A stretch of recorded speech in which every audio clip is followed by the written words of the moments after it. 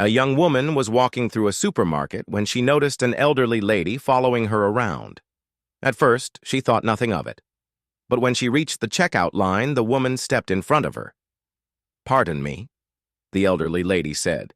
"I'm sorry if I've been staring, but you look just like my daughter who passed away recently." "I'm so sorry for your loss," the young woman replied. "Is there anything I can do for you?" The old lady smiled softly and said, "Well, as I'm leaving, could you just say goodbye, Mother? It would make me feel so much better." Touched, the young woman agreed. "Of course I can." After gathering her bag, she called out with a smile, "Goodbye, Mother." As she approached the counter, the clerk rang up her items, and the total came out to be about $100 more than it should have been. "That can't be right," she said. "I only have a few items." The clerk looked at her and explained, "Oh, your mother said you'd be paying for hers too." A mother and her teenage daughter Susie arrive at the doctor's office. The doctor greets them and says, "Okay, what seems to be the problem?" The mother replies, "It's my daughter Susie. She's been having strange cravings, gaining weight, and feeling sick most mornings." The doctor examines Susie and then turns to the mother saying, "Well, I don't know how to break this to you, but Susie is pregnant, I'd say about 3 months along." The mother gasps, "Pregnant? She can't be. She's never been alone with a man. Right, Susie?" Susie looks shocked and shakes her head. "No, Mom, I've never even kissed a man." The doctor walks over to the window and stares out for a moment. After a few seconds, the mother asks, "Is there something wrong outside, doctor?" The doctor replies, "No, not really. It's just that the last time something like this happened, a star appeared in the east and 3 wise men came over the hill. I'll be darned if I miss it this time." A young Mexican man named Jose was curious about America, so he saved up his money and went on a trip. He wanted to see a baseball game so he could tell his family all about it when he returned. Unfortunately, when he arrived, the game was sold out.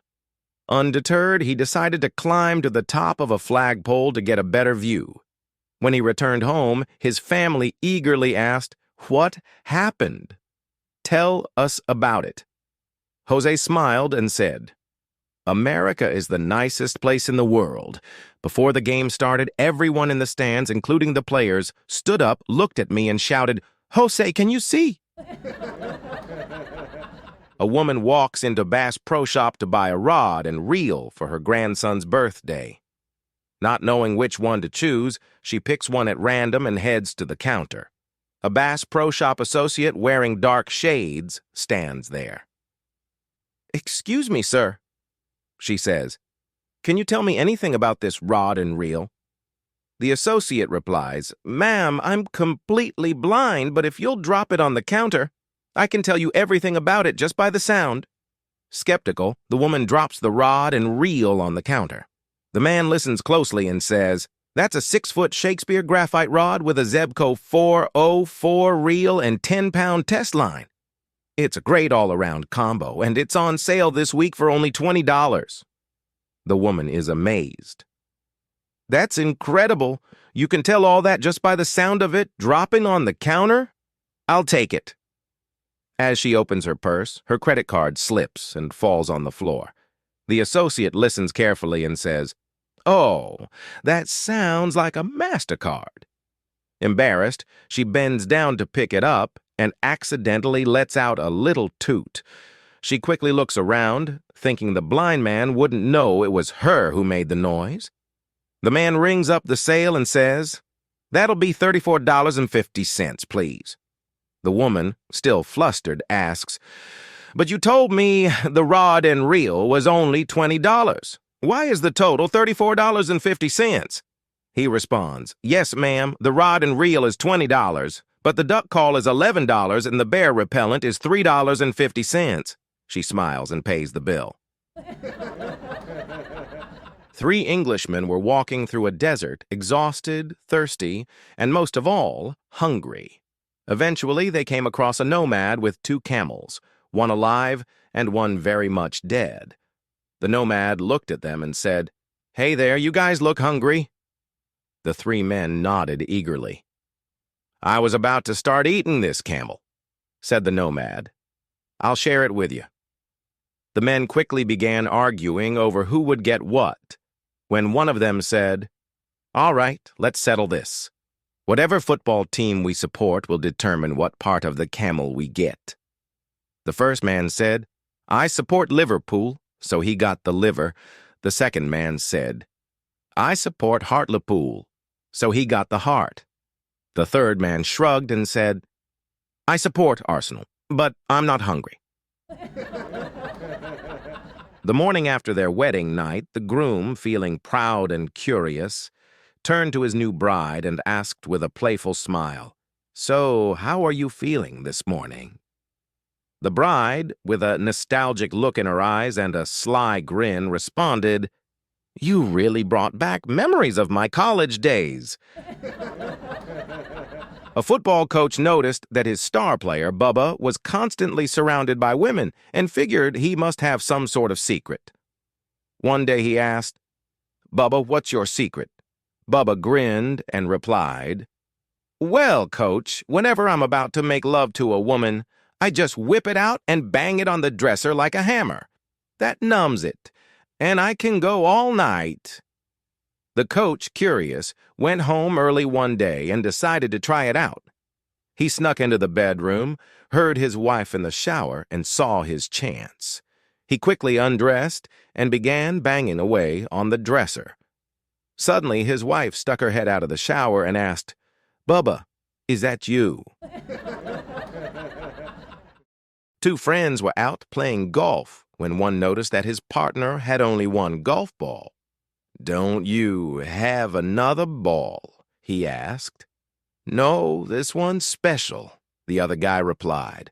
"I only need this one." "Are you sure? What happens if you lose it?" "This ball doesn't get lost," the man said confidently. "If it goes in the water, it floats. I can just retrieve it." "What if you hit it into the trees?" the friend asked.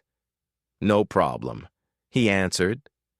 "This ball has a homing beacon. I'll find it."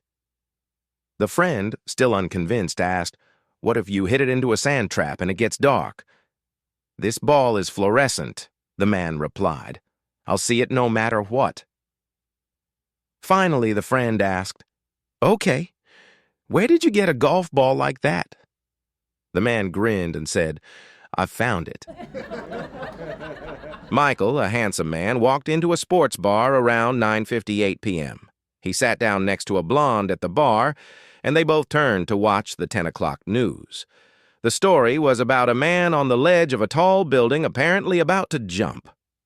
Michael, looking confident, said, "I bet he will jump." The blonde, not convinced, replied, "I bet he won't." Michael placed $30 on the bar.